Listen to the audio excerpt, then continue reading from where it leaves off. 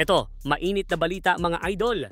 Binabalot ng kritisismo ngayon ang national team ng Qatar sa ginaganap na FIBA Asia matapos ang kanilang kontrobersyal na lineup sa nasabing torneo. Nakarma nga ba ang mga Qataris matapos silang matalo sa Lebanon? Pero bago yan, like and subscribe lang mga idol para sa latest basketball news and highlights.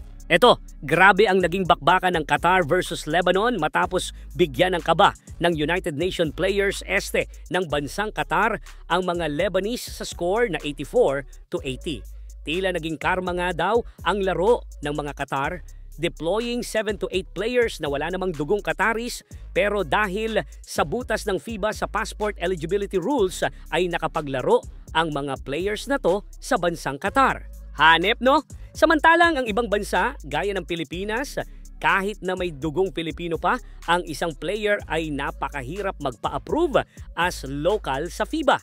Gaya ng kaso ni QMB na halos kumpleto ang dokumento pero kinonsider pa rin ng FIBA na naturalize. Pero sa kaso ng Qatar, all goods ang mga players na wala naman dugong local pero hindi pa rin sila nanalo.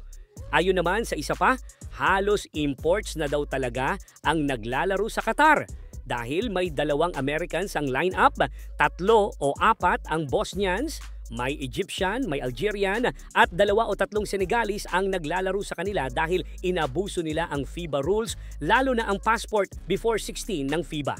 Tinawag na nga din ng isang netizen na United Nations of Qatar team dahil sa dami ng imports nito this year. Pero ang nakakagulat nga naman, nagawa pang talunin ng Lebanon na hindi na nanalo kailanman ang mga cheaters sa isang game.